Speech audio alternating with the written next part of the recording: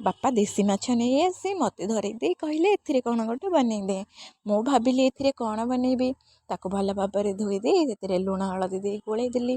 ତାପରେ ଭଲ ଭାବରେ ତାକୁ ତେଲ ଗରମ କରି ତାକୁ ଭାଜି ନେଲି। ଭାଜି ସାରିବା ପରେ ଭାବିଲି ତାକୁ କ'ଣ କରିବି। ଭଜା ମାଛକୁ ନେଇ ସେଥିରେ କ'ଣ ବନେଇଲି ଭିଡ଼ିଓଟିକୁ ଶେଷ ଯାଏଁ ଦେଖିଲେ ଆପଣମାନେ ଜାଣିପାରିବେ। ତାକୁ ଝୋଳ ବନେଇବା ପାଇଁ ଜିରା ସୋରିଷ ଅଦା ପିଆଜ ରସୁଣ ଶୁଖିଲା ଲଙ୍କାକୁ ଗ୍ରାଇଣ୍ଡିଙ୍ଗ କରିଦେଇ ବଟା ପ୍ରସ୍ତୁତ କଲି। କରେଇରେ ତେଲ ଗରମ କରି ଆଳୁ ଭାଜିଲି। ତାପରେ ସେଇ ବାଟିଥିବା ବେସରକୁ ଦେଇ ଲୁଣ ହଳଦୀ ଦେଇ ତାକୁ ଭଲ ଭାବରେ ଗୋଳାଇଲି। ଗୋଳାଇ ସାରିବା ପରେ ସେଥିରେ ଅଳ୍ପ ପାଣି ଦେଇ ପୁଣି କଷିଲି। କଷି ସାରିବା ପରେ ସେଥିରେ ଏକାଥରେ ପାଣି ଦେଇ ତାକୁ ଫୁଟିବା ପାଇଁ ଛାଡ଼ିଦେଲି। ସେ ଫୁଟି ଆସିଲା ବେଳକୁ ତା ଦେହରେ ଭାଜି ରଖିଥିବା ମାଛକୁ ପକାଇ ଭଲ ଭାବରେ ଗୋଳାଇଲି।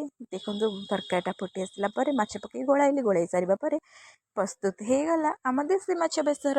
ଭିଡ଼ିଓଟି ଭଲ ଲାଗିଥିଲେ ଚ୍ୟାନେଲକୁ ସବସ୍କ୍ରାଇବ୍ ନିହାତି କରିଦେବେ। ଲାଇକ୍ କମେଣ୍ଟ ସେୟାର କରିବାକୁ ଜମା ବି ଭୁଲିବେନି। ରହିଲି, ଜୟ ଜଗନ୍ନାଥ।